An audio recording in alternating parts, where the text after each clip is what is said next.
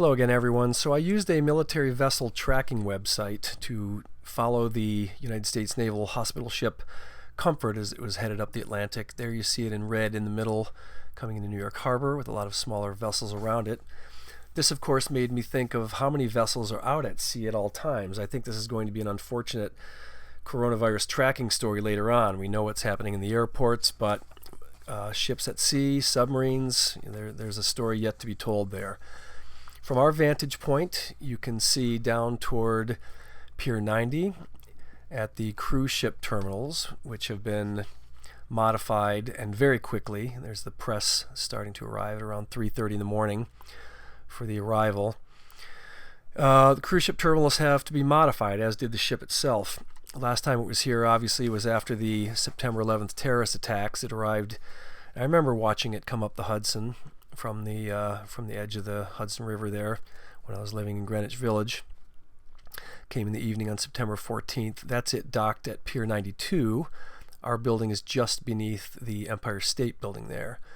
If you look at the blue square in the middle, and then you see the red where up at the top where the Comfort lay in its berth, that's kind of the vantage point that we have, pulling back now to see the gap in the buildings to the south, where later in the video you'll see the Comfort arriving, and then moving over to the Hell's Kitchen Valley, as I like to call it, and pulling back again toward the cruise ship terminals at Pier 90, which are now starting to fill up, and then by about 3:34 in the morning they were pretty filled with the local TV.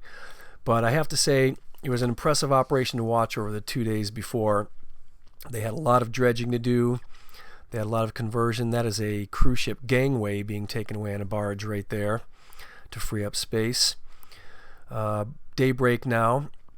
They're still working right up to the minute. You'll see barges, you'll see tugboats pulling the barges in and out.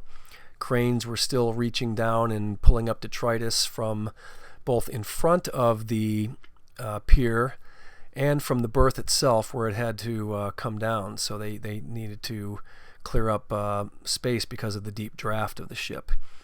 Another tug and yet another one. These were 3 or 4 that came in over the last hour just before. One of our local kayakers getting his last bit of exercise, maybe hoping to catch a glimpse. So now around 9 or 9:30, you see the last of the barges being taken away, and the New York and Homeland Security and Coast Guard security apparatus starting to move in to clear up the path for the Comfort to make its way up the Hudson. NYPD choppers. You had Coast Guard choppers. And now we're seeing the first glance of it between a couple buildings even farther to the south.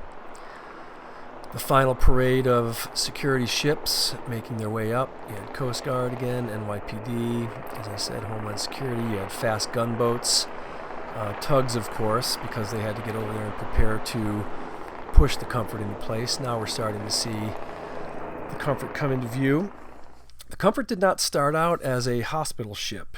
It was a San Clemente-class oil supertanker called the SS Rose City. It was built by the National Steel and Shipbuilding Company in San Diego, completed in 1976. The Navy had completed its purchase. They wanted to have 2 hospital ships, so they now have the Comfort and the Mercy. The Comfort was completed by 1987.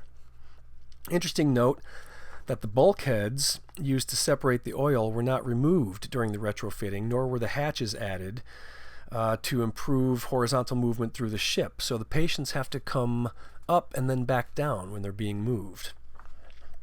Comfort's a very big ship, really big. It's around 100 feet tall. It's about the size of a 10-story building. Has a deep draft. It displaces about 70,473 tons of water. It's around 894 feet long, around 272 meters, about the length of 3 football fields, or soccer fields if you're friends of mine, and can travel at a top speed of about 17.5 knots, or about approximately 20.1 miles per hour. It's got a large helipad, which can hold military-grade helicopters. It needs about 5 days to get completely crewed.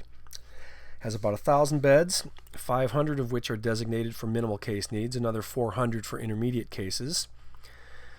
20 for surgical recovery, and about 80 for intensive care patients. While it's here in New York City, it will be used primarily for spillover from the local hospitals as support. It won't actually be used for coronavirus or COVID-19 disease patients. It's actually here to relieve the overburdening of hospitals, which will be handling those COVID-19 patients themselves. The Comfort has been to Haiti twice. It ships out after major disasters. It obviously served here in the U.S. after Hurricane Katrina. It has served off of Kuwait, Saudi Arabia. It has a dental clinic, 4 x-ray machines, a CT scanner, a pair of oxygen-producing plants, an optometry lab, coolers that hold about 5,000 units of blood. It can hold around 2,000 people, all staff and patients included. Has a freshwater plant that can make up to 300,000 gallons of water per day. It has a satellite lab. Has a central area for sterile casualty receiving. It has a medical supply depot, a pharmacy, and due to the nature of her work, she also has large laundry operations and, of course, unfortunately, her own morgue. 300 Navy medical personnel, about 61 civilian mariners aboard.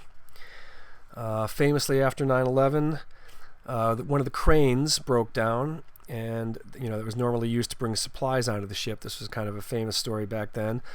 So sailors formed a human chain that went down from the pier all the way to the stockrooms, and they passed boxes of supplies one by one for hours. This is driving me insane. All of these people, that's down in the village and now here in Hell's Kitchen, completely not paying attention to the social distancing protocols. They came in to watch the ship, and we get it.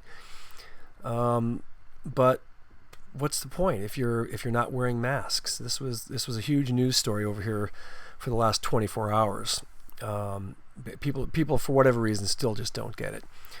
Now you see a tug pushing it into the berth, and now it's slipping finally into the berth. And this was all completed by around 11 a.m. yesterday morning. So we're very thankful that the Comfort is here, pulling back again to see Hell's Kitchen, and a whole lot of grateful New Yorkers. So to both the medical personnel and the civilian staff on board, as we love to say, thank you for your service.